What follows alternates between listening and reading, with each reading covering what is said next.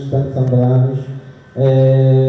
Essa atividade encerra-se no quadro daqueles que são os objetivos estatutários do MEA, que é promover debates que visam fundamentalmente despertar os estudantes em particular, mas também de um modo geral a sociedade civil. Sem mais delongas, eu vou pedir que os nossos convidados subam para o público para a gente dar início à nossa atividade.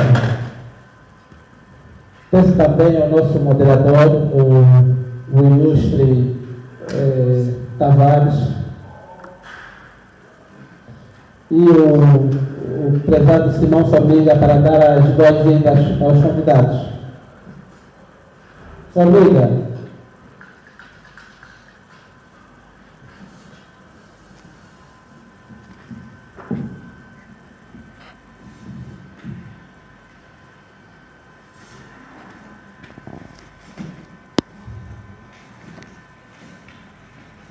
Simão Família, que é o secretário provincial do Código do MEA, para as palavras do ordem.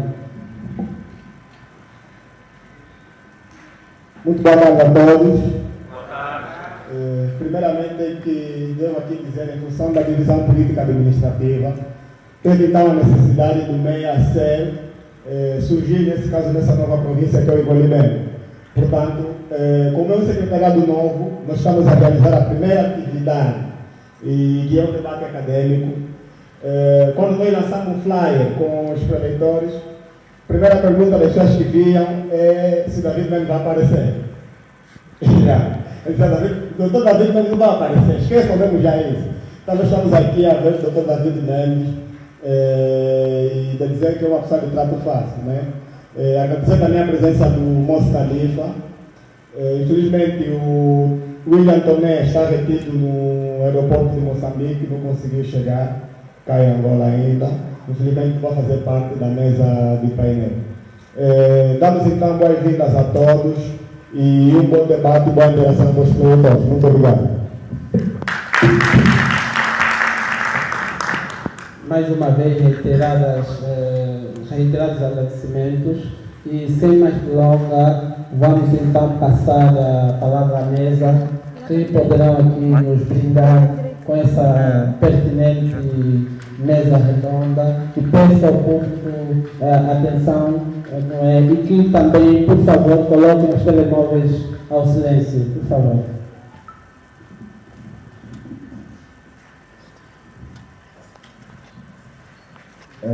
Muito obrigada, António Carrego, uma atividade de debate acadêmico da segunda edição, realizada pelo Movimento dos Estudantes Angolanos. Eu que vos falo sou Tavares Gabriel, secretário nacional para a Comunicação e Informação do Movimento dos Estudantes Angolanos. Para nós é uma honra organizar esta atividade aqui na província do Colibengo. Quem está a organizar esta atividade é o secretário provincial do governo do Colibengo, o Simão Formiga e a sua equipa. Então, estamos aqui para mais um exercício com a juventude. Desta vez decidimos, na primeira edição tivemos o Dr. Albino Paquice, tivemos o Dr. Pedro Castro Maria, também o Dr. William Toné. Nessa segunda edição decidimos trazer o Dr. David Mendes. Estava muito escondido, muita gente pensou que não ia aparecer, muito. Já não participava, penso que o Dr. Mendes participa em eventos da juventude há um bom tempo, já não o vimos em eventos como esse. Para nós é uma alegria tê-lo aqui no MEA. E também o Moço Khalifa. O Moço Khalifa, que é um habitué, ultimamente tem aparecido com muitos cursos nas redes sociais, tem evoluído. O Moço Khalifa tem despontado muito. Então, habitué, jovem, ativista. Não sei como é que eu trato o Moço Khalifa, se é de ativista, líder da organização União, com um posicionamento forte. Então, preferimos também trazer aqui o Moço Khalifa para este debate que tem como tema Direito, Deveres e Liberdades à Realidade de Angola. É um tema muito pertinente e tem surgido várias questões em volta desse assunto, por isso que nós também preferimos trazer aqui este tema para ser refletido com a juventude. Mas nós também temos mesmo uma pergunta de partida antes de começarmos com o assunto que gira o debate, é saber dos nossos convidados qual é a avaliação que fazem sobre o estado da educação, visto que nós somos um movimento estudantil, é imperativo nós começarmos a fazer. Então, vamos começar com essa pergunta imperativa para nós. Vamos começar com o Dr. David Mendes. Qual é a avaliação que faz sobre o estado da educação em Angola?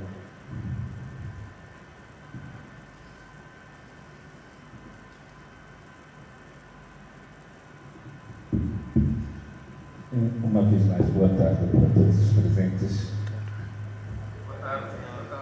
Eu sei que algumas pessoas se pensam para uma parceria, porque o mesmo aconteceu há tempos quando fui para o ANO, o Jean me convidou, mas as pessoas pensavam que eu não iria. E fui.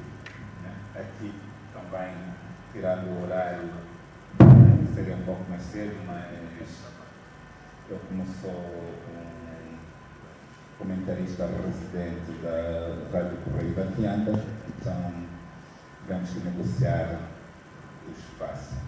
Eu acho que essa indignação, se aparece ou não, tem a ver com a minha decisão de ter saído da TV Zimbo, ter deixado de ser comentador de uma televisão moçambicana, me recusar a dar entrevistas, mas tudo foi porque eu queria gerir a minha imagem, só por isso, não foi por outra coisa. Quanto a esse encontro aqui com os jovens, que é de salutar, precisamos transferir para os jovens a nossa experiência nos vários domínios, desde o educacional, artístico, político e jurídico.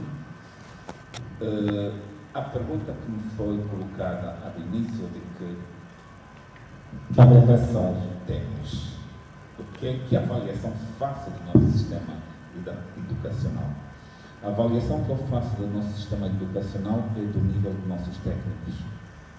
Conhece os técnicos e verás o nível de ensino que tens. E os nossos técnicos têm um nível muito baixo.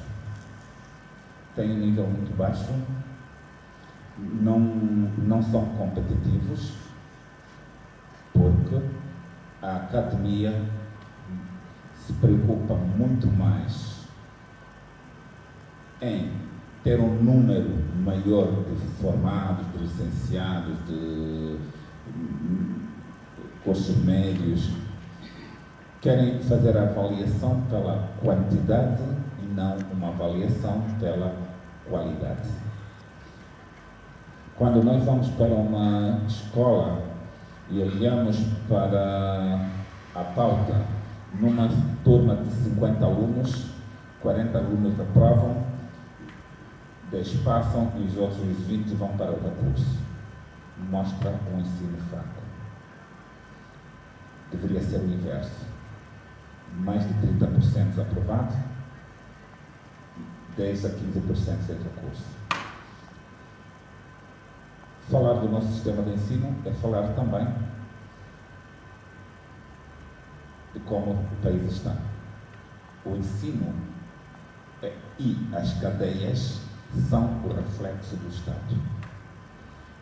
Um país com péssima educação tem um péssimo desenvolvimento. E esse reflexo está onde? Basta vermos quem é que dirige as empresas em Angola. Quem é que dirige os bancos? Quem é que tem empresas em Angola? É tudo estrangeiros. Isto é sinónimo de que o nosso ensino está em decadência. Nós criamos uma mania dos senhores doutores. Todos vão a correr para universidades e institutos superiores para serem chamados de doutores. E o que é que acontece? Ficam com os seus diplomas em casa porque o seu diploma não vale nada no mercado. Por quê? Porque o ensino não é de qualidade. Qualquer pessoa hoje você vai perguntar, com todo o respeito que eu tenho que estudam nesses estabelecimentos. Você está a estudar Direito, que é a minha área. Estuda o Direito onde? no instituto, não sei o que, lá. Instituto não é faculdade. Direito se estuda numa faculdade. Os institutos são escolas de formação técnico-profissional. Então, só a partir do erro de definição de instituto e uma universidade ou uma faculdade, você já dá conta que o teu sistema está mal. Porque vocês, se forem lá fora, estou a falar na minha especialidade como jurista, se perguntarem, tu fizeste direito aonde?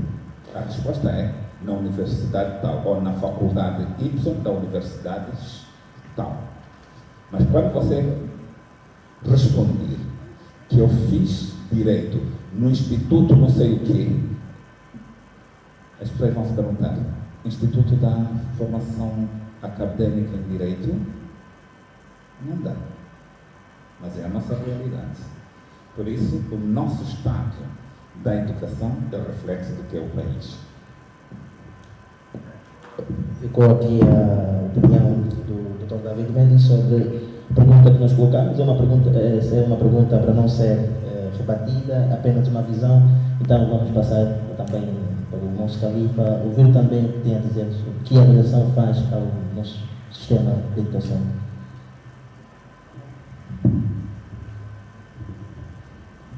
Alô. Aonde me levo, minha Shirikana aqui, em nome do Criador do Universo, o clemente e o misericordioso. Louvado seja o Criador do Universo, o clemente e misericordioso, o soberano do dia do juízo final. Estamos a falar sobre educação. Gostaria que meus irmãos angolanos saíssem um pouco do estágio que se encontram para discernir e poderem compreender o que eu vou dizer. Existe educação, existe instrução e existe a auto-reeducação. A escola não educa. Os pais têm por responsabilidade educar os filhos. Quando jogam esta responsabilidade aos professores, é dali que os professores vão prestar dois serviços, que é instruir e ao mesmo tempo educar. Os angolanos precisam saber que é da nossa responsabilidade educar os nossos filhos. O Estado tem por responsabilidade em dar instrução.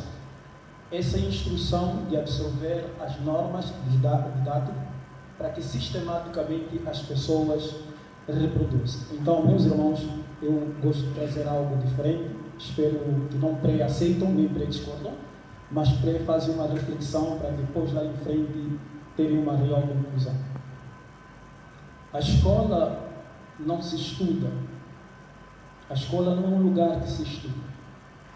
Porque estudar é analisar, é pesquisar, é questionar, é descodificar, é decifrar, para teres uma diferença ou uma clareza real sobre aquilo que você lê, você absorve e você percebe.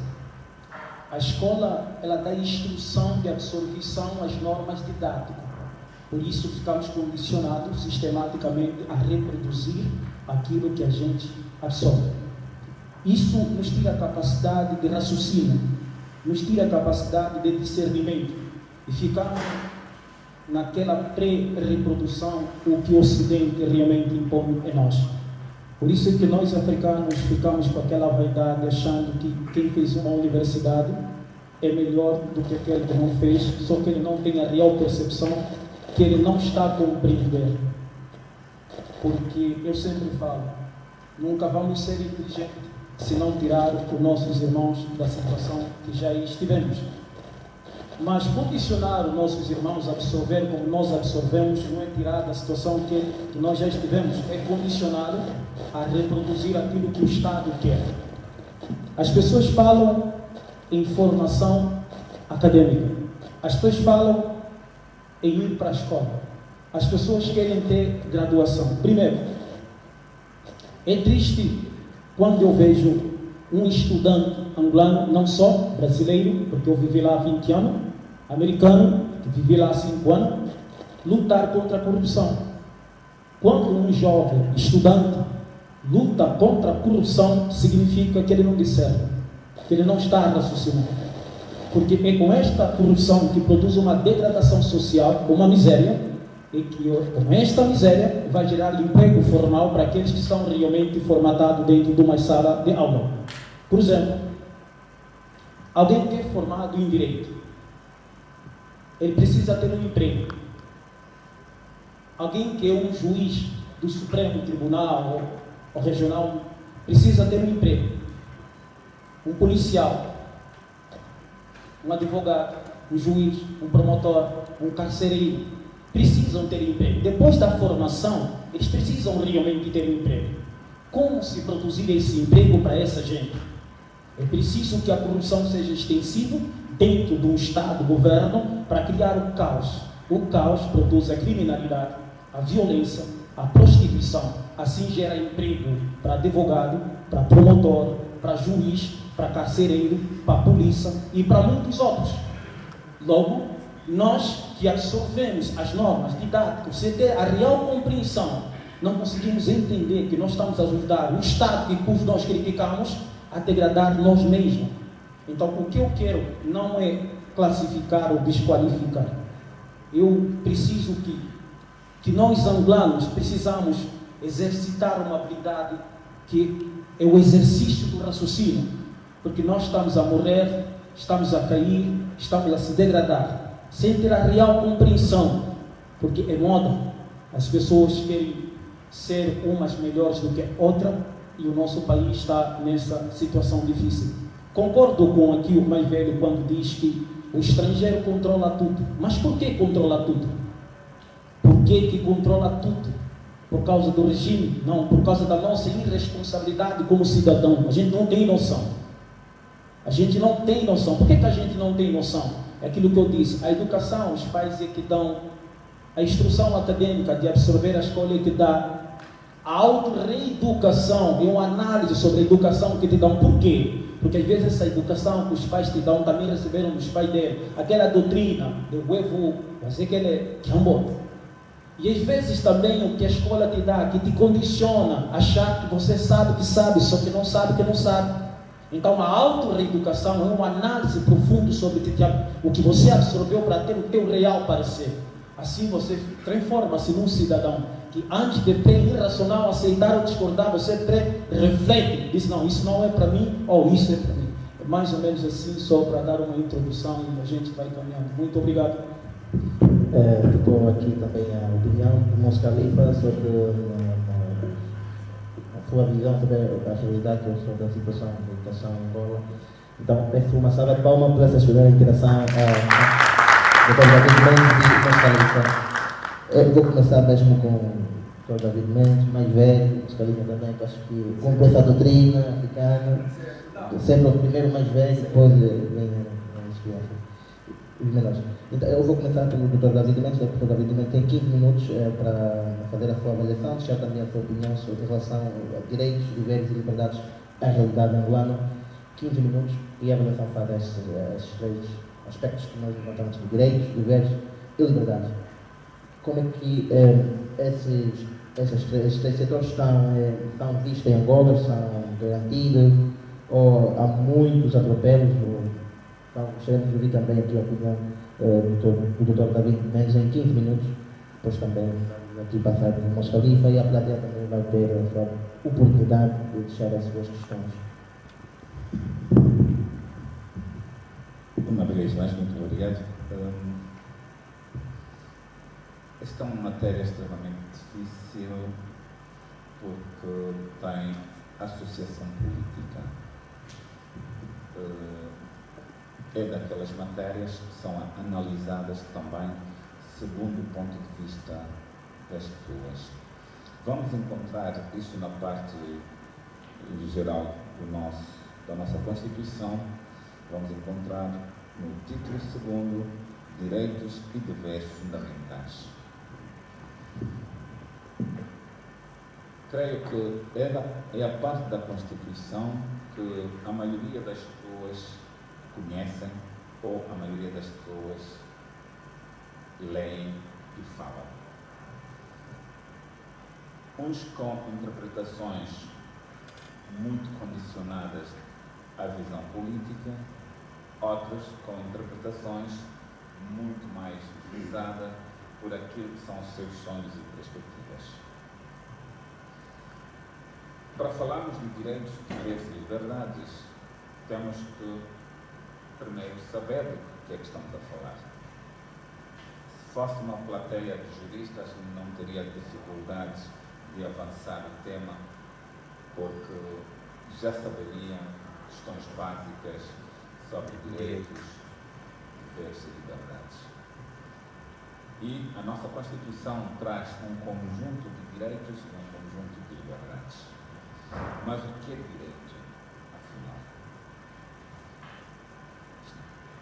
Nós podemos ter a noção de direito em vários alcances. O direito como um conjunto de normas que servem para regular uma sociedade. Esta é uma interpretação e é a interpretação mais genérica daquilo que é direito. Um conjunto de normas que são para regular uma sociedade, pois todas as sociedades são reguladas por lei. E o direito se materializa naquilo que são as leis. Mas temos o direito também como faculdades. Quando nós dizemos, nós temos direito a isto. São um conjunto de faculdades que nós temos para fazer ou não fazer alguma coisa. Em contrapartida do direito tem o dever. A cada direito corresponde a um dever. Eu tenho direito a isto, a contraparte tem o dever de. Aí vamos diferenciar também o dever da obrigação.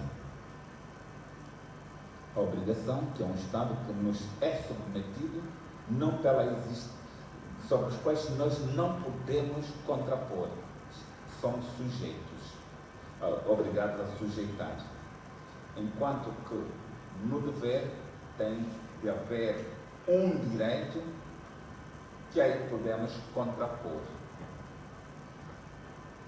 Mas nós falamos regularmente no direito, e acho que é essa a visão maioritária. Falamos no direito para falar da contraposição do dever. Se nós temos um direito, é porque há um dever. E socialmente nós temos um conjunto de direitos que vêm elencados na Constituição, disse no capítulo, no título 1º, no título 2º, que começa nos artigos 23, 22 em diante.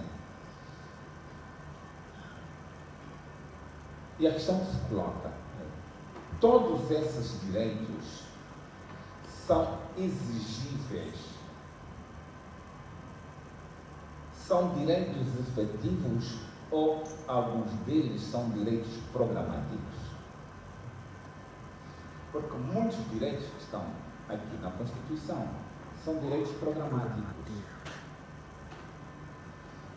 Nós não podemos exigi-los judicialmente. Direito à educação. Já que estamos a falar aqui para o meio, é um direito constitucional, mas é um direito programático. Você não pode ir a tribunal exigir que o Estado cumpra com teu dever de educação. Direito à habitação é um direito programático. Você não pode ir ao tribunal exigir que o Estado cumpra com teu dever ou com teu direito à habitação. Direito à educação direito à saúde, direito ao meio ambiente, surgem como direitos programáticos que o Estado deve fazer para materializar, mas não dá ao cidadão a possibilidade de o exercer, o não cumprimento, exercer judicialmente o cumprimento. Eu tenho o direito sobre este meu telefone. Eu tenho direito de propriedade sobre este telefone. Se alguém o retirar de mim, eu posso ir a tribunal exigir que me restituam o meu telefone. Eu tenho direito à educação. Não posso ir a tribunal exigir que o Estado me dê a educação. Os direitos programáticos estão muito ligados à política.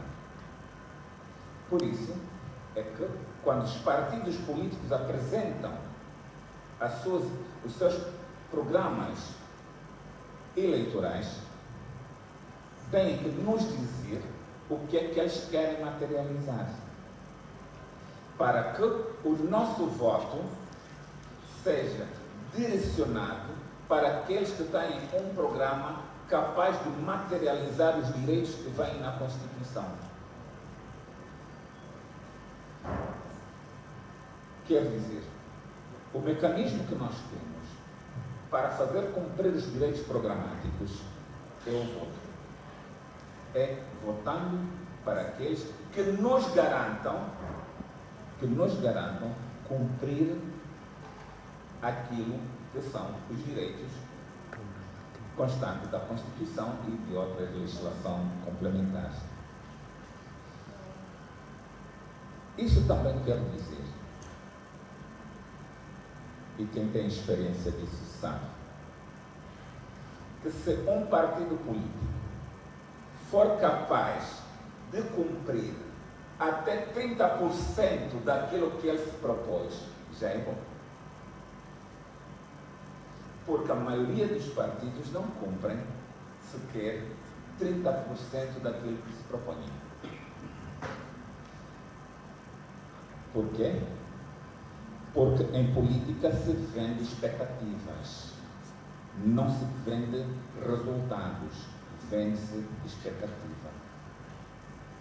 Vende-te a expectativa de que vou salvaguardar o teu direito à educação, vou salvaguardar o teu direito ao emprego, vou salvaguardar o teu direito a Y e W.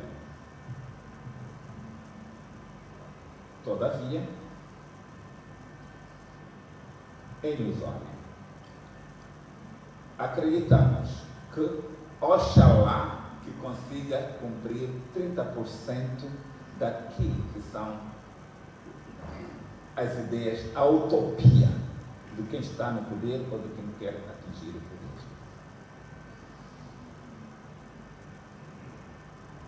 Os políticos vendem utopia. O eleitor cabe acreditar em quem melhor lhe vende a utopia. Uma questão que tem sido muito badalada, eu sigo muitos de vocês e muito prazer de eu conhecê-lo pessoalmente hoje aqui, porque eu sigo nas redes sociais. Eu sou muito interativo e acho que muito sabe, eu sou muito interativo nas redes sociais. Às vezes me dizem, não, tu gostas muito de ir lá discutir, não sei. Não, eu vou lá discutir. Eu sinto, por exemplo, a nível de um direito que todos nós queremos, direito à liberdade de expressão. Muitos de nós não têm a capacidade de compreender que o outro tem o direito de expressar as suas ideias sem qualquer influência. Eu há dias estive com um indivíduo que parou-me, eu gostava, né? E me interpelou. Ah, doutor, eu gostava muito de ti, mas agora já não gosto. Disse, tu tens o direito. E por quê? Ah, porque você antes falava uma coisa, agora já não fala aquilo. Ah, você gostava que eu falasse aquilo que você gostava de ouvir. E por coincidência, até eu era militar da UNITA, e eu lhe disse, Jonas Savimbi dizia: você só é livre se tiveres a capacidade de dizer não. A partir do momento que você perde a capacidade de dizer não, você não é livre. Eu estive a ver, estamos aqui no campo das liberdades. O Massanga Savimbi fez um vídeo dizendo que ia se apresentar como candidato liberal.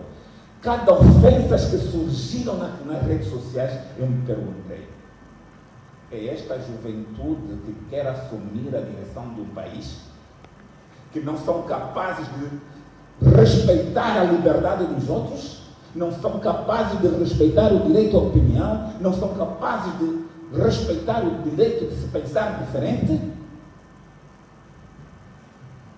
Que país é que nós queremos entregar a essa juventude? Então temos que falar sempre com coerência. Quando estamos a falar em direitos, também temos que falar dos deveres. E há uma máxima: que as nossas liberdades terminam onde começam a dos outros. Os nossos direitos terminam onde começam a dos outros.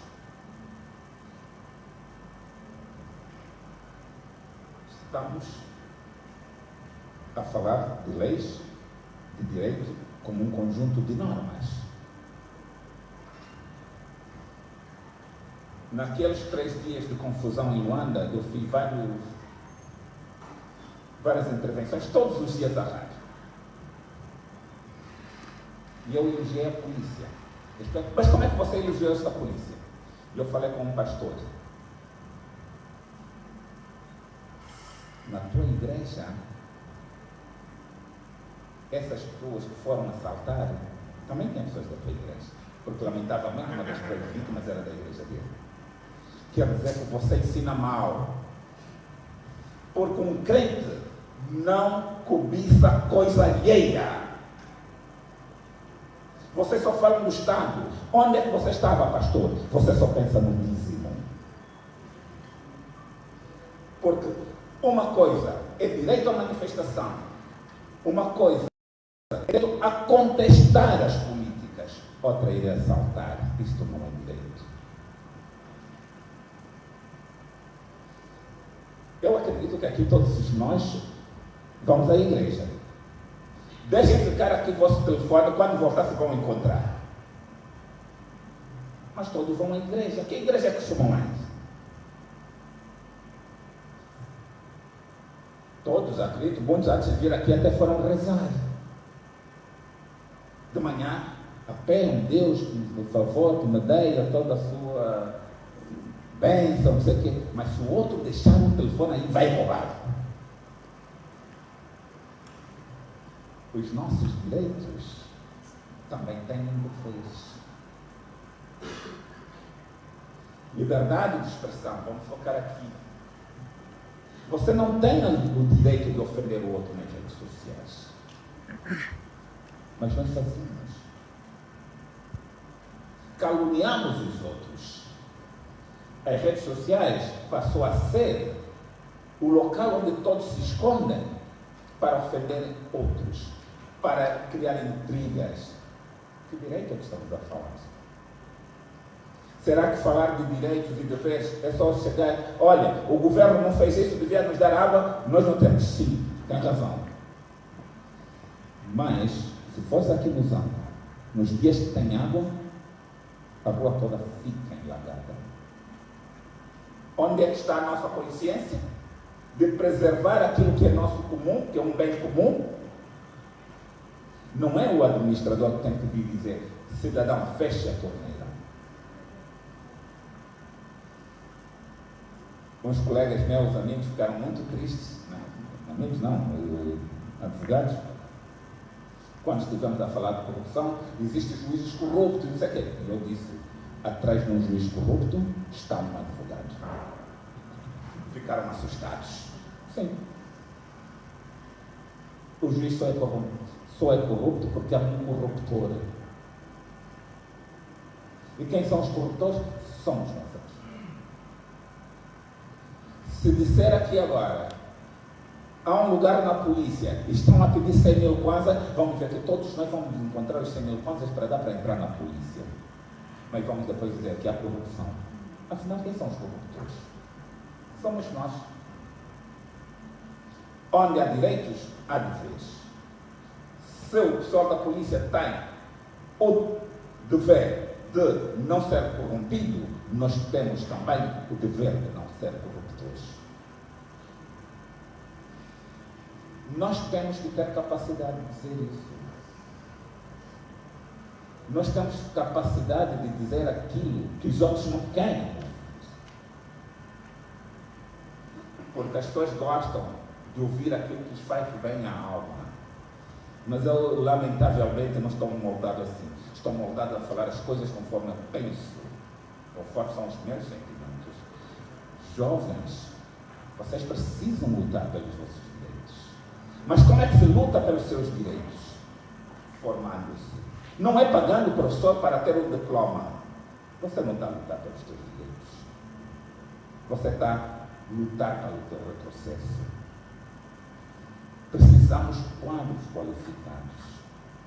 Precisamos de pessoas que competem no mercado. Para isso, é preciso sacrifício. Estudar é sacrifício. E pensem sempre quanto é que vocês investem para se formar. Não para ter um diploma. Não invistam para ter um diploma. Se querem ganhar respeito, invistam na formação. E não sei se ainda tem tempo ou já... Não, pode, mas eu gostaria de deixar para a pergunta: como investir na educação se as famílias estão cada vez mais pobres e a escola estão cada vez mais cara, cada ano que passa, o valor da propina aumenta e muitos jovens e crianças ficam impossibilitadas de entrar na escola? Caros colegas, caros amigos, se diz, só fala do sofrimento quem sabe e viveu o sofrimento. Eu acho que aqui deve haver alguém que conhece o Kazenga, o Pau Grande. Alguém aqui conhece o Pau Grande? Eu sou do Pau Grande. E sabe o que é que algumas vezes eu digo? Ok, no Pau Grande se falsifica diploma, mas o meu diploma não é falso. E como é que eu faço para provar? Lutando, estudando sério. Olha, eu gostaria de dar um exemplo aqui. Tem aqui uma jurista de Benguela, vou dar um exemplo. Formou-se em Direito, é jurista, sai de Benguela e traz mercadorias para Luanda. E vocês do Luanda não vão buscar em Benguela para trazer por quê? Estão a esperar que o governo lhes dê? É isso. Não façam isso. Invistam. Todo bom resultado tem sacrifício. Eu tive o privilégio de, aos 30 anos, ser membro do governo. É um privilégio que estou gostando. Não é porque eu sou sobrinho de A, de B ou de C, pela minha competência. A minha competência é que me fez chegar ao governo. Porque antes já fui assessor. Aos 26 anos eu já era assessor do governador. Eu não conheço ninguém. Saí do Kazenga para a Ribalta. Mas eu vivo estudando. Este ano, no mês de julho, fiz mais uma pós-graduação. E as pessoas perguntam, mas vivo a estudar por quê? Porque eu não quero que esses mais novos me digam, você está ultrapassado. Porque quando chega o momento de discussão técnica, eu gosto de dizer, olha o meu olho, mostra o que você sabe. É isso que vocês têm que ter. Agora vamos dizer, não somos filhos do pobre. A mulher que vende jinguba, vende tomate, financiam filhos que têm diploma e não fazem nada. Porque o governo não dá emprego. Em parte nenhuma do mundo, os governos dão emprego para todos. É mentira, são as empresas. Nós não queremos ser empreendedores. Nós quando vemos alguém com um carro top de gama, qual é o nosso... Eu também quero ter esse carro. Você ainda não tem casa. Você ainda não tem um ID. Já está a sonhar num carro top de gama? Mentalidade consumista. E se nós queremos fazer reviravolta nas nossas vidas, devemos também cuidar com a nossa forma de ser e estar. Economia. Eu já comprei calçados na Pepe. E alguém uma vez me disse, os teus sapatos são muito bonitos. Eu disse, não, comprei na Pepe. Isso é mentira. Por quê? Porque não, eu fui lá, não pode pôr um calçado da Pepe. Há pessoas, né, desculpa as meninas, querem ter um iPhone 11 ou 17, sei lá quais são esses números. Mas espera aí, você ganha quanto? Não ganho nada, vivo na casa dos meus pais, mas quero um iPhone 11 ou 17, sei lá que números são esses, para fazer o quê?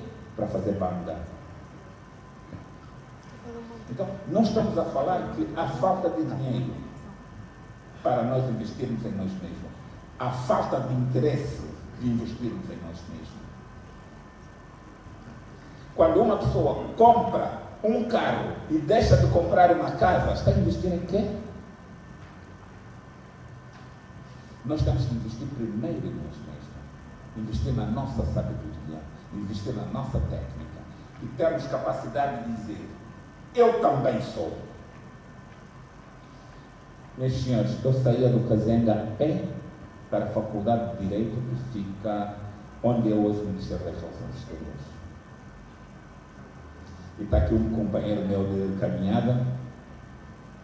Eu estudei no Puniv, saía do Kazenga a pé ao Puniv, que é hoje aqui no em Salvador, é muito Iaquivela. Era lá o Puniv.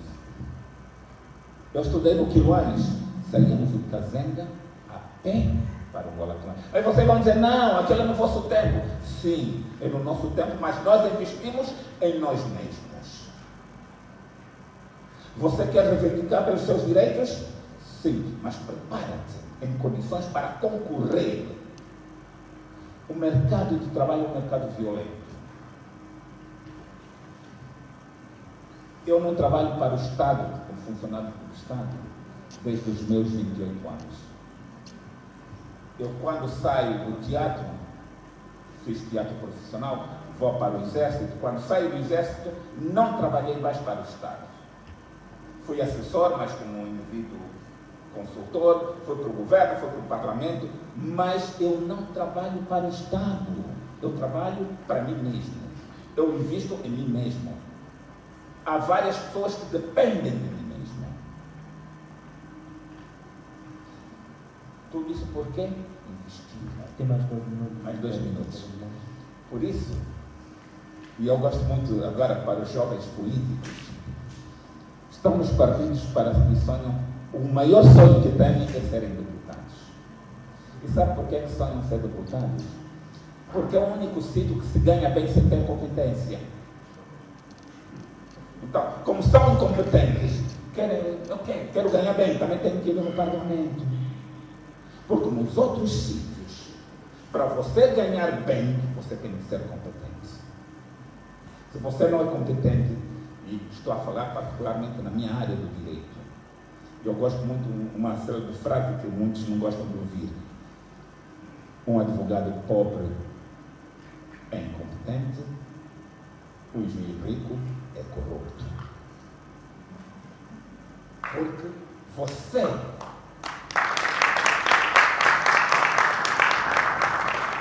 para ter êxito tem que ser competente. Eu me recordo, não sei, que acho que há muitos indivíduos do movimento revolucionário aqui dentro, não sei, espero que ainda tenham alguns. Onde eles fossem dormir, iam lá, lhes tiravam com pontapés e não sei o quê. Eu ia dizer, não, venham reunir no meu escritório. E sabiam que iam lá reunir no meu escritório. Por que é que nunca entraram lá?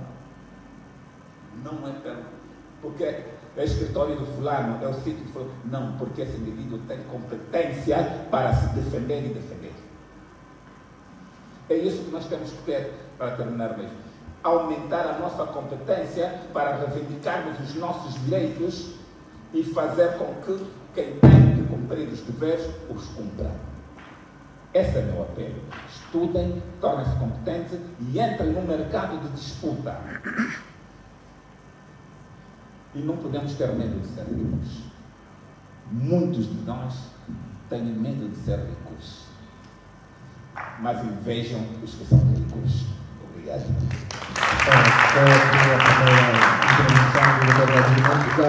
Vamos segurar mais um pouquinho, mas antes quero aqui deixar uma pergunta imperativa para o Dr. Ernesto.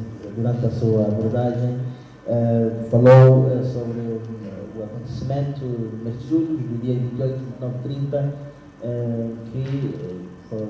aconteceu o que aconteceu no país. O país estava muito agitado nesses dias e o Dr. David Mendes atribuiu a razão pela atuação da polícia, segundo o que podemos ouvir, deu razão à Polícia Nacional pela atuação.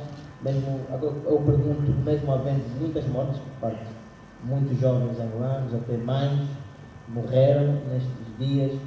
Há pouco dia está circulando um vídeo nas redes sociais que o ministro também traz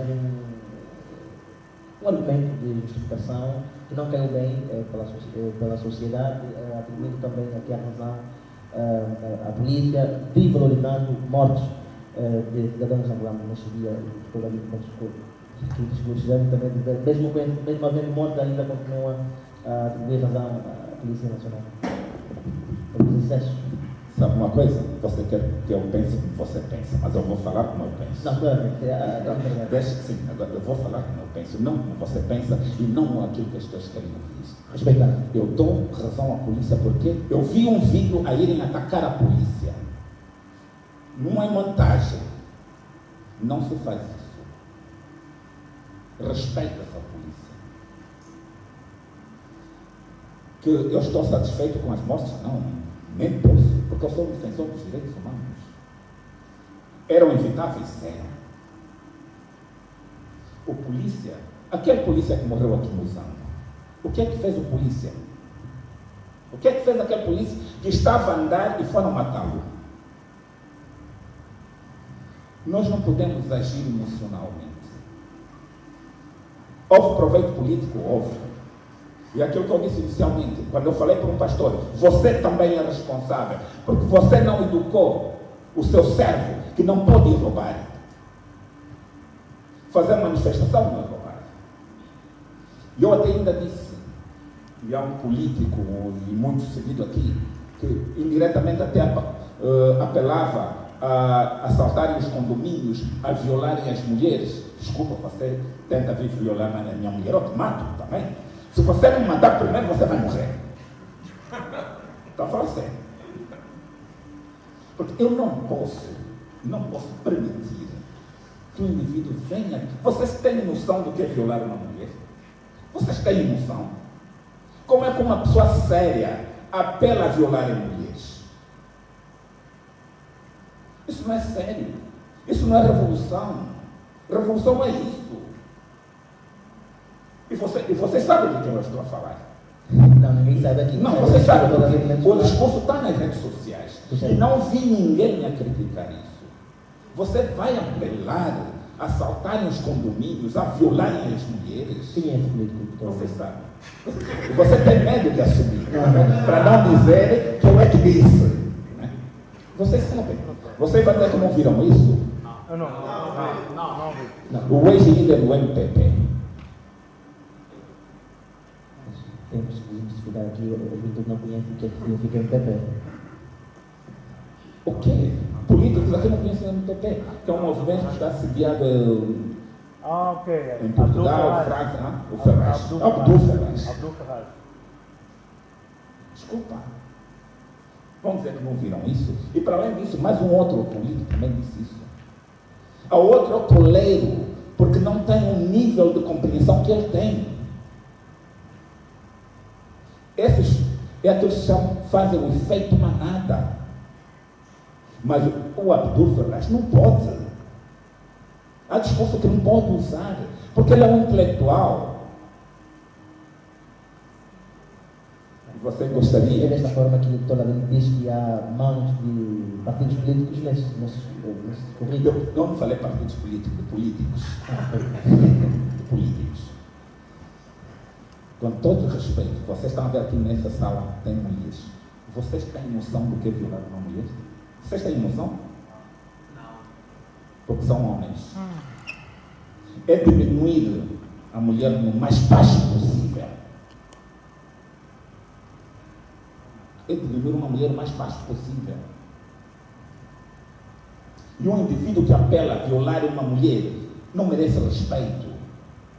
Primeiro, mulher é nossa mãe, nossa irmã, nossa companheira, nossa filha. Ainda tinha justificado as mortes que ocorreram. Vimos até vídeo de uma senhora mãe a correr, penso. Olha, aquilo está manipulado. O vídeo está manipulado? Está manipulado. Mas foi. Vocês estão a usar esse facto para instrumentalizar politicamente a situação. Quem manipulou? Repito, vocês estão a usar esse facto. Eu vou dizer, repito aqui, eu não vou falar o corretamente político. Eu não sou destes. Não tenho medo de dizer as coisas como sei e como penso. Tem esse direito, também tem essa liberdade.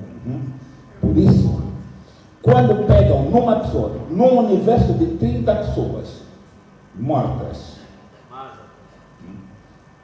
isso é só, eu não sei, é só falar das oficiais. Só falam de uma pessoa, oferecem bolsas de estudo, oferecem não sei o quê. Por quê? Com que interesse? Por que não deram os outros? Para eventos particulares. Agora, não. Por que o governo não atuou? Porque aí está, sempre pensa no governo. A pergunta, o que é que nós fizemos para evitar? Porque nós temos o mau hábito só de acusar. Não tenho comida, a malha do governo. Não tenho água, a malha do... Espera, o que é que você está fazendo para ter comida na sua casa? O governo não é responsável a dar comida ao teu filho. O governo não é o responsável a pôr água na tua casa. Porque você pode parar. Mesmo passando água por aí, se você não pagar, corta da água. Meus senhores, não vamos vender utopia. Os políticos vivem a vender utopia para essa geração. Os políticos não estão a ajudar essa geração a caminhar para a tomada do poder. Essa geração tem de tomar o poder. Mas tomar o poder não é de qualquer forma. É com regras e pensar no desenvolvimento. Nós queremos um país que se desenvolva. Tivemos a geração do Zé Eduardo, veio o João Lourenço, depois não sei o que, seja lá quem for. Nós temos que pensar no desenvolvimento desse país. Você está a sair da Fidel Castro de uma ponta a outra, é tudo investimento chinês. Onde é que nós estamos?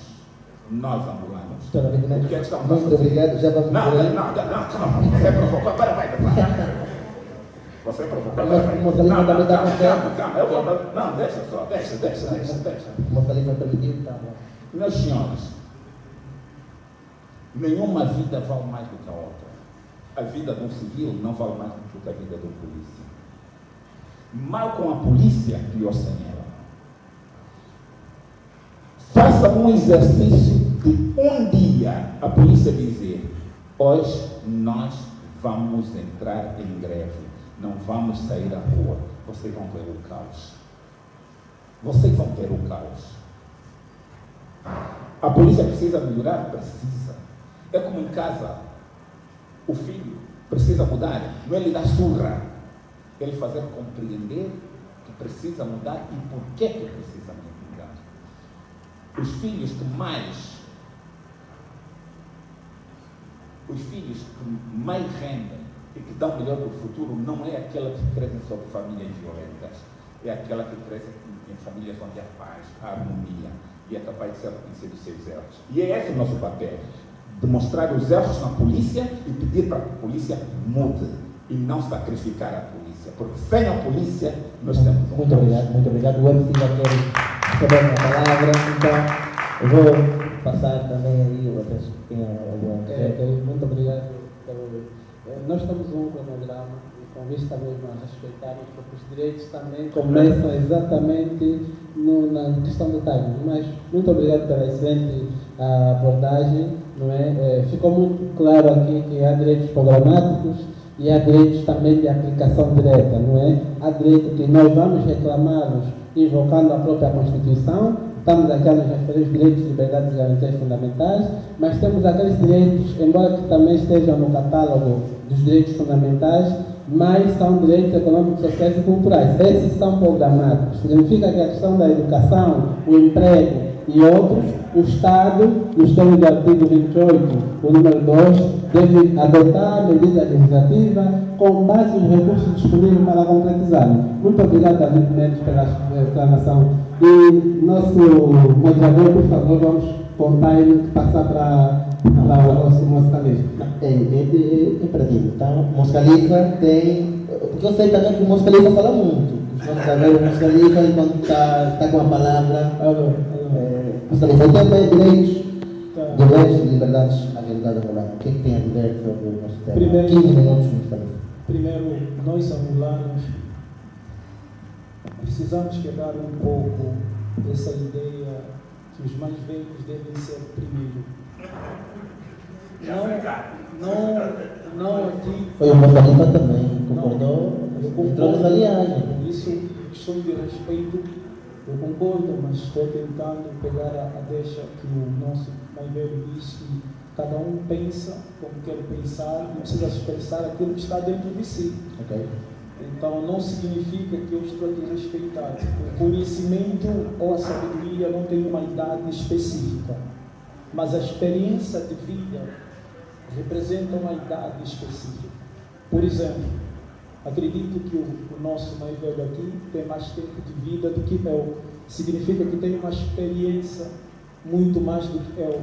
Mas a experiência dele não é melhor a minha, nem a minha dele, porque é diferente, são experiências diferentes. Por exemplo, eu trabalhei em umas ruas de Manhattan, mas acredito que o mais velho aqui já foi militar um dia na vida. Eu não sei o que é dar um tiro, e eu preciso perguntar para ele como se faz isso. Mas também creio, se o mais velho já viveu em New York City, tem a compreensão como são as ruas de Manhattan. Mas se não viveu lá, então também vai me perguntar como são as ruas de Manhattan. Eu vou explicar. Então, essa diversidade realmente de experiência de vida não é melhor uma da outra. E a sabedoria deve ser respeitada, deve ser colocada em primeiro lugar, porque é aquilo que todos nós buscamos para nos livrar desta inconsciência coletiva.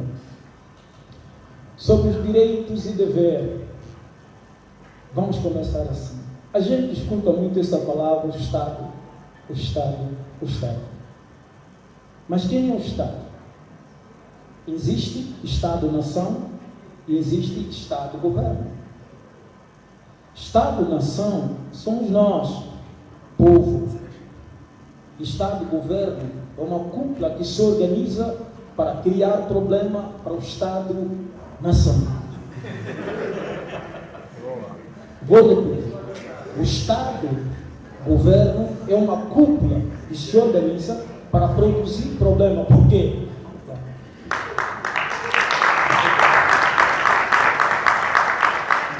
Obrigado.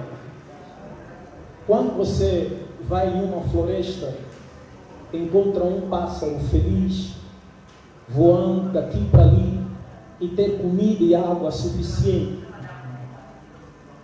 Você pega esse pássaro, coloca ele num apertamento chamado gaiola.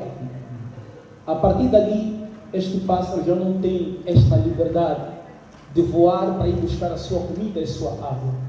Porque agora depende de um senhor, de um homem que traz a água e que traz a comida. Depois de um tempo, aquele pássaro que tinha um bom som, que sabia cantar bem enquanto estava na floresta, começa a mudar de som, porque ele agora não come uma alimentação diversificada. Agora ele alimenta-se da mesmice.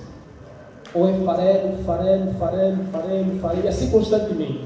Depois de um tempo, a forma de cantar começa também a alterar, porque ele agora sente-se mal, não consegue estar com seus colegas. Antes de existir governo, existia o Estado-nação. Nós, povo, nós existíamos, estávamos aqui, não vivíamos em selva, vivíamos em floresta, aldeias. Aquele que precisava realmente de ter o que quiser ter, era só ir no rio pegar água, era só realmente ir na sua horta pegar alimento. Eu sei que às vezes o nosso discernimento vai nos condicionar a dizer: mas temos que voltar ao tempo medieval. Não, mas precisamos sofisticar o tempo medieval, sofisticar e não delimitar. Porque a limitação do tempo medieval ou dos nossos antepassados é que cria todo este problema. Então, esta cúpula chamada Estado-Governo, ele construiu gaiolas que nós chamamos apartamento. Apartamento. Então, tirou este povo ou este ser do seu lugar natural, do seu habitat natural, e acorrentou eles dentro de um apartamento. Dentro deste apartamento, ele já não come o que vem do seu trabalho. Ele depende agora de emprego. O que é trabalho? Trabalho é você realmente pegar uma enxada, plantar e colher para comer. O que é emprego? É você depender de um ser para te empregar. E se não conseguir fazer isso, você vai ter que sofrer. Você vai ter que passar fome. E muitas vezes essa fome torna-se mais forte do teu não querer cometer erro. E você comete erro não porque quer, porque o Estado realmente não está a dar aquilo que realmente deveria dar.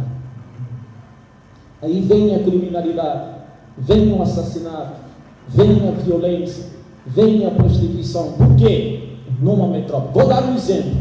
Por que o país com mais prisão na face da terra é os Estados Unidos da América? Por quê? O país com mais advogado, com mais promotor, com mais juiz. Por quê? Porque eles concentraram toda a sociedade humana dentro de uma selva de pedra, onde para você comer, você depende do Estado, governo. E esta alimentação industrial é produzida para limitar a nossa capacidade de raciocínio. Por isso, quando às vezes o nosso avô fala, a gente não quer ouvir mais, porque não estamos a discernir, é o produto que a gente está a consumir. Mas quem faz isso é o Estado, que envenena realmente o nosso alimento para nos condicionar nesse estágio da inconsciência coletiva. Aí o Estado diz: se tirar a polícia, vai ser anarquia. O nosso mais velho diz: sem polícia, vão matar uns aos outros. Esse discurso para justificar o quê? A opressão policial, a humilhação do próprio Estado ao povo. É claro que sim, mas levar o povo de volta ao seu habitat natural não vai precisar de governo, não vai ter anarquia, não vai ter violência. Então, essa ideia de condicionar realmente o que eu falo, os filhos de Adão, numa gaiola, para depois subjugar eles, para gerar emprego para advogado, para polícia, como eu já disse, aqui o nosso mais velho, David Mendes, como eu disse, sobre as leis, ele falou muito bem, reproduziu muito bem, porque eu como se absorve, eu como se reproduz. Mas eu estou aqui para dar uma coisa diferente, porque a mudança está na diversidade de pensar, por isso nós estamos aqui. Vamos lá, meus irmãos. Há um capítulo. Eu sei que muitos vão dizer: mas eu estou cansado com o cristianismo ou com a Bíblia. Não tem nada a ver com a Bíblia, com o problema social. Tem a ver com o teu não discernimento, o teu não exercício do raciocínio. Há um capítulo que eu acho que ali está a solução de todo o problema. Mateus capítulo 4, versículo 4. Diz assim: não só do pão vive o homem, mas de toda palavra que provém da boca do Criador do universo. O que isso quer dizer?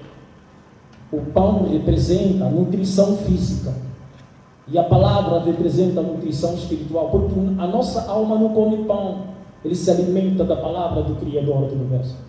Tendo líderes políticos que não se alimentam da palavra do Criador do universo, é para produzir o caos. Porque líder é diferente do político. Quem são os políticos? Políticos não se autolideram, nem lideram o povo, eles prestam serviço às corporações internacionais. Por isso é que aqui em Angola está cheia de estrangeiros que se julgam, exploram os angolanos, e os políticos não conseguem falar nada. Mas quem é líder? Líder é aquele que traz um discurso descodificado, um discurso diferente, para fazer que as pessoas ressuscitam desta sepultura da inconsciência coletiva. É a diversidade de pensar. Vamos lá. Lei. Todo mundo fala de lei. Uns pegam um livro para ler a lei. A lei disse, como se fosse que a lei é o criador do universo. O que é a lei? A lei é um código que foi inventado para impossibilitar que a justiça seja feita. Vocês sabem disso? Não, porque quando a gente vai na escola fazer direito, a gente absorve as leis para reproduzir as leis. O que é a lei? Lei é um código que foi inventado pelos homens. Por quê? Porque os homens fazem as leis e não as leis os homens. Os homens fazem as leis e não as leis os homens. Então, primeiro, direitos e deveres. Enquanto o Estado governa, me tira o direito de ter habitação, isto é injustiça. E para que eu tenha um espaço para construir alguma casinha, eu preciso ter o documento disso, documento daquilo, o processo disso. E se eu não tiver esses documentos, pronto, eu não tenho um terreno, eu não tenho um espaço para construir uma casa. Lei é que está fazendo isso. Por isso vamos ver nossas mamás morando em barracos, em latas, em casas de chapa. Mas por quê? Por causa da lei. Porque a lei, volto a dizer, é um código que foi inventado, não só em Angola, no mundo todo. Ele é assim mesmo, é um bicho perigoso, não só em Angola. Eu venho desses países há 24 anos, estou 1 ano e 6 meses em Angola. É perigoso. E nós estamos nesse estágio de absorver as normas dos bárbaros sofisticados, que eu chamo os europeus, não são civilizados, são bárbaros sofisticados. E o nosso não discernimento, realmente, não se espelhar nele. Não deveríamos fazer isso, mas a gente faz. Por quê? Porque nós pensamos que eles sabem mais do que nós. Quando matam alguém, o que a gente fala? Nós queremos a lei? Nós queremos a lei? Não, vocês não escutam isso. Nós falamos justiça, justiça. Mas por que justiça? Mas quem impede que a justiça seja feita? Quem disse que um policial tem direito de dar um tiro num ser? Quem disse isso? Para proteger o quê? O Estado. Quem é o Estado? O Estado é quem está a tomar tiro todos os dias. Vida por vida é preservação de vida. E se a polícia dispara, é porque ele tem esse consentimento de disparar para um ser como ele mesmo. É isso que nós não deveríamos permitir.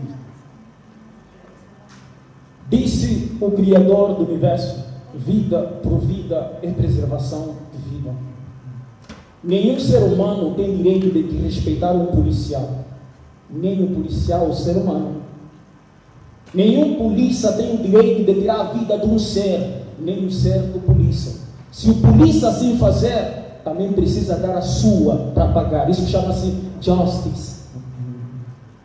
Justiça. Justiça é o quê? É ajustar aquilo que realmente é desajustado pela lei. Como assim? Quando a lei permite que alguém bata alguém e esse alguém fica apenas 3, 4 anos na cadeia, depois sai. Mas por que as leis permitem isso? Porque eu disse no início, para gerar emprego para advogado, para promotor, para juiz. Porque o juiz também que fecha as cadeias está feliz, Senhor, estou desempregado. Preciso ter um emprego, uma vaga, quero ser um carcereiro, fechar as tuas criaturas na prisão, tudo bem. Ele sai de manhã, vai para o emprego, fecha os outros na prisão, que não são criminosos, entendem bem, são vítimas da irresponsabilidade administrativa. São vítimas da irresponsabilidade administrativa.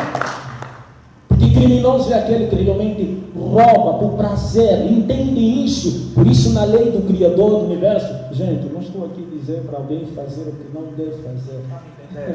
Eu estou aqui explicar uma coisa, porque estamos na liberdade de expressar o que a gente sente por dentro. Por isso é que na lei do Criador do Universo, que muitos às vezes não entendem, chama-se Sharia. Sharia significa justiça divina. Quem rouba um pão deve ser cortado a mão. Isso na lei da Sharia. Mas só se deve cortar a mão aquele que rouba por prazer e não pelas necessidades sociais. Significa que na lei do Criador do Universo, João Lourenço teve que lhe cortar a mão. Vocês estão a compreender? Porque ele não rouba por necessidade, não é pela fome, é por prazer de viajar de um lugar para outro. quer rebater? Não, eu não quero rebater. Eu não sou apologista de violência. Não posso estar num debate, se os moderadores quiserem que eu continue aqui, não posso estar num debate onde se apela à violência. Eu vim para um debate acadêmico, estruturado, e não para um debate onde se apela à violência. Se assim for, com todo o respeito, eu vou abandonar essa sala. Não, estamos para fazer debate, mas toda a vez menos penso que... É assim, Maiveiro, eu peço desculpa. Eu acreditei no que o Maiveiro me disse, que estamos aqui para expressar, né, o que a gente sente. Por favor. Por favor.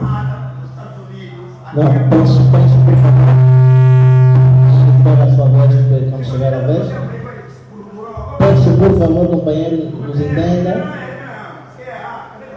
Companheiro, nos entenda, por favor. Tenha calma, por favor. Tenha calma, por favor. Tá bom. Então, não, peço podemos. Mas Khalifa tem manda aqui 5 minutos, vamos passar também um pouco. Mas é assim,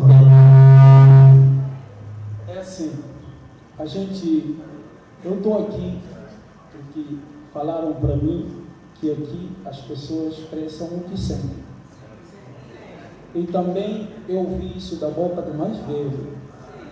Quando eu disse na lei, por exemplo, se eu dizer na lei americana, em Texas, se você matar alguém, tem pena de morte.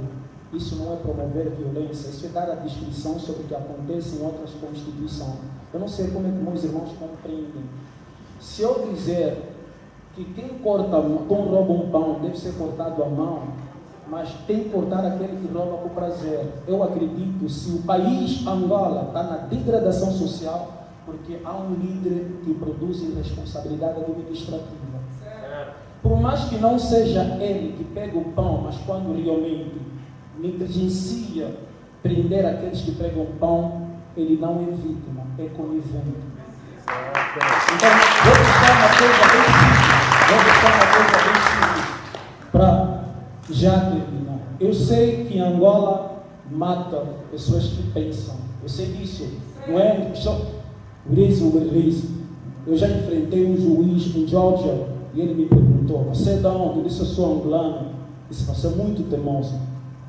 Vou te deter. Eu disse: I'm worried. Então, quando trazem esse discurso, eu aqui não.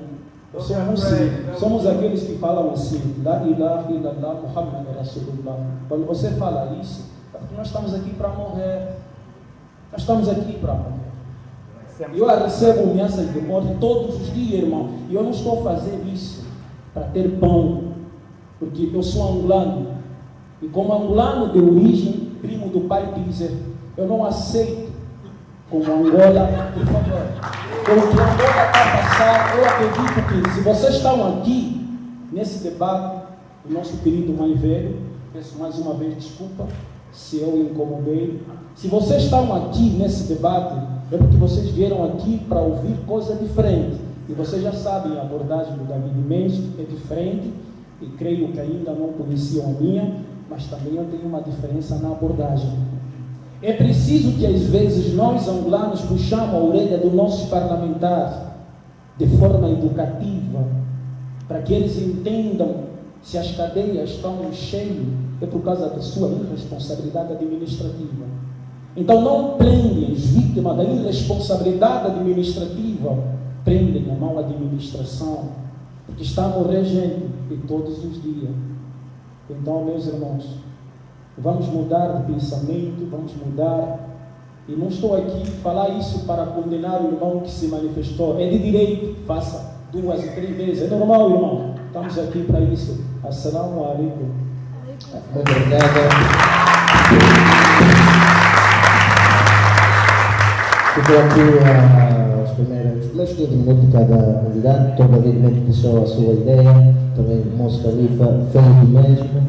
Então, agora chegou a vez dos companheiros que estão do outro lado também fazerem as vossas perguntas. Nós aqui o meio temos essa modalidade. Damos também liberdade àqueles que vierem assistir o debate também perguntarem.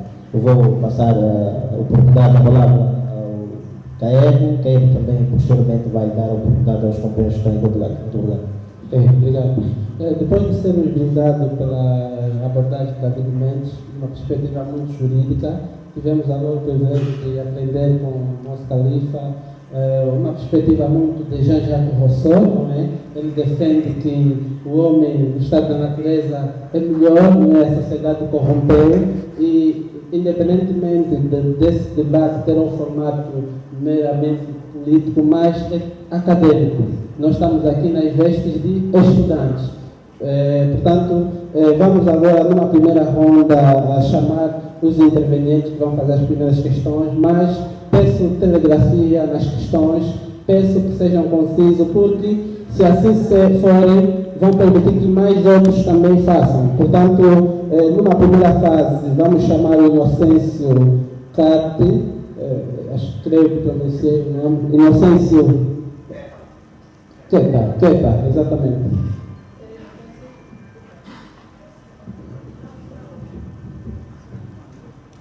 Inocêncio Queta é meu nome, ativista cívico, fundador do movimento de redução de Cacoal. Eu me dirigi, ou seja, recebi esse convite amável, Sua Excelência, Dr. David Mendes, e me percebi agora que também o Dr. William Antonetti ia fazer parte da nova experiencia. Irmão, o teu prisma, estamos adiante. O que eu não gostei, preliminarmente, foi mais velho. Doutor David não é mais velho. E a nossa cultura como angolano tem que dar primazia e respeitar os nossos mais velhos. Entretanto, doutor David também para nós, independentemente do prisma, de quem quer que seja, fora nossos advogados há muito tempo, nós temos muito respeito para esses dois senhores, William Antonetti, tudo bem. Estamos discutindo o David Mendes, o Dr. William Antonetti, fica à vontade. Mesmo o movimento revolucionário de Angola, estamos com vocês. Muito obrigado, Inocêncio Queta. Peço mais uma vez aos presentes, não é? Aquele que sentiu-se ultrapassado por uma questão que não volta a fazer, por favor. Chama agora o Jerônimo Wally. Boa tarde a todos. Na exigência dos nossos direitos, às vezes nós caímos na onda da violência. Eu queria que nossos preleitores me dissessem qual é a forma certa de nós reivindicar os nossos direitos. Essa é a primeira. E a segunda, se não é da exigência do governo. Acabou? Devia falar, até ele falou à toa, até primeiro. Podes fazer mais uma apenas, mas para os outros façam somente uma pergunta, porque são muitos também gostariam de ter o privilégio de fazer a questão à mesa, por favor. Se não é da exigência do governo criar as condições que foram aqui citadas, qual é a função do governo?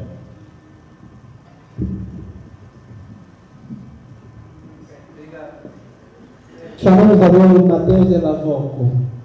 Matheus Elavoco, está aqui, Silvio? Aqui.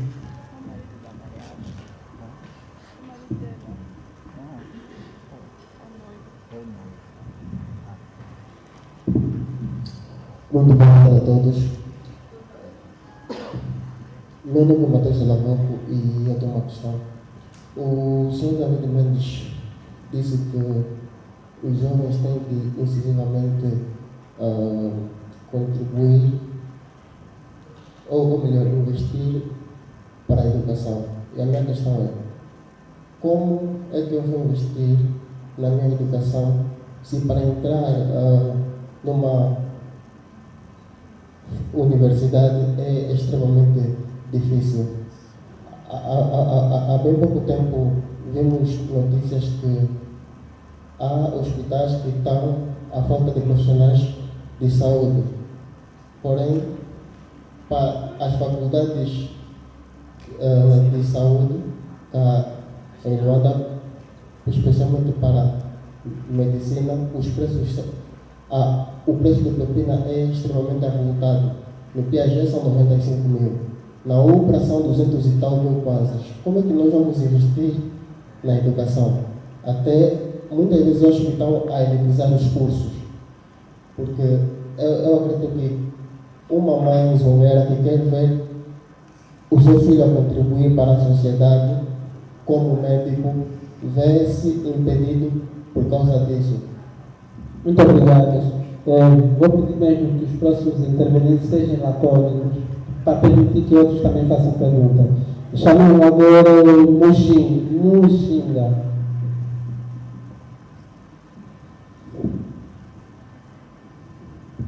Muito obrigado por me dar a palavra.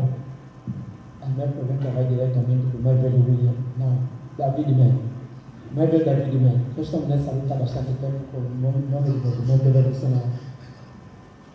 Eu sozinho não consigo controlar todos os problemas de Angola, mas meus irmãos angolanos de cada área conseguem dar notícia. Para o ano, em Angola pode vir morrer uma polícia, mas para o ano pode vir morrer mais de 20 cidadãos matados pela polícia. Quando o mais velho fala a questão da defesa da polícia, nos dói. Porque o mais velho escutou uma notícia no tempo do coronavírus, uma senhora por causa de máscara e mataram um polícia. E é feio e desumano. Por isso, falar a palavra polícia no nosso meio, me sentimos arrepiados. O ano morre mais de 20 cidadãos mataram por polícia, mas o ano morre um polícia. É complicado. A polícia defende os políticos, todos são causadores do nosso sofrimento. Muito obrigado. Obrigado. Passamos agora para o Rosário Fula. Obrigado. Começo por saudar os nossos convidados. Não conhecia algumas canefas, mas hoje ouvi a sua abordagem, gostei bastante. O doutor David Mendes é alguém que eu tenho como referência já há bastante tempo. Eu sou alguém que aprecia muito a política e tenho como referência o doutor David Mendes, o falecido doutor Raul Danda e agora o nosso engenheiro doutor da Costa Júnior. Bom, o doutor David Mendes falou aqui sobre o direito objetivo e subjetivo. E sobre o direito objetivo, vamos ao capítulo 2 da Constituição, não é? Onde temos o artigo 30 que fala sobre o direito à vida. E o direito à vida diz o seguinte: o Estado respeita e protege a vida da pessoa humana, que é inviolável. O doutor David Mendes disse que apoia a atitude da polícia na suposta manifestação que houve, onde a polícia executou muitos cidadãos angolanos. Agora, nós estamos a falar sobre direitos e deveres. Como jurista, eu gostaria de perguntar para o David Mendes qual é o tratamento legal que faz sobre as execuções feitas pelas polícias na suposta manifestação que houve. E também nós ouvimos o comandante da Polícia Nacional a dizer sobre a execução da senhora, né? Ele disse que o polícia defendeu a sua integridade física. O doutor David Mendes aqui disse-nos que o vídeo foi manipulado.